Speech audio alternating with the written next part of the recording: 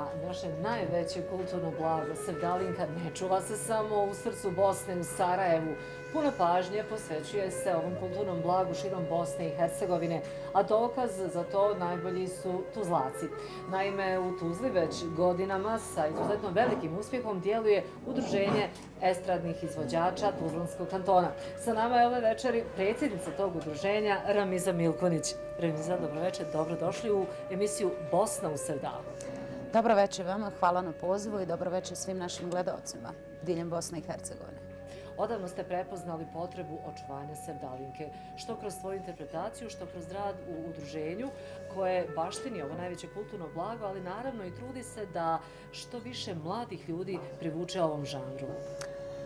Da, svakako. Ja interpretiram Sevdalinku više od 30 godina. Veliki sam obožavatelj Sevdalinke i naravno posjedujem jedan veliki broj arhivskih snimaka Radio televizije Bosne i Hercegovine bivše. I naravno, poučena svim tim iskustvom, moja porodica, obzirom da je jedna kompletna porodica kada je u pitanju muzika, muzički obrazovana, i došli smo na ideju zašto da se ne održava i festival Sevdalinke u gradu Tuzli.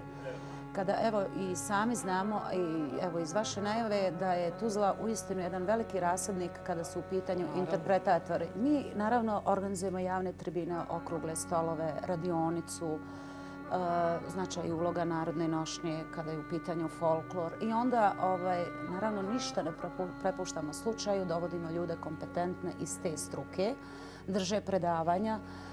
Naravno mi se potrudimo da na tim predavanjima budu svi oni koji uistinu vole ovo što mi radimo.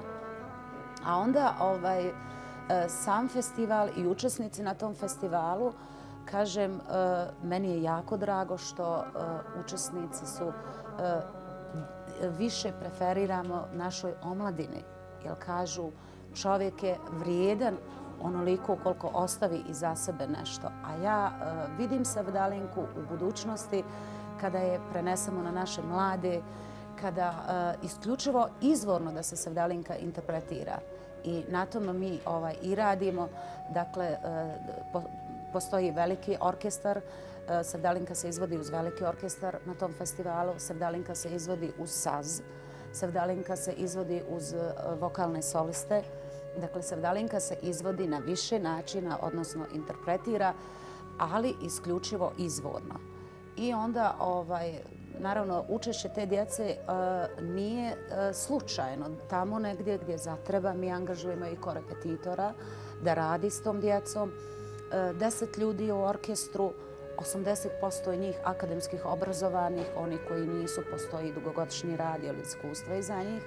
Tako da ljudi 2 mjeseca rade, vježbaju i kažem ono što su nama ostavili u amanet Zajm, Rahmetli, Safet, Himzo i mnogi drugi.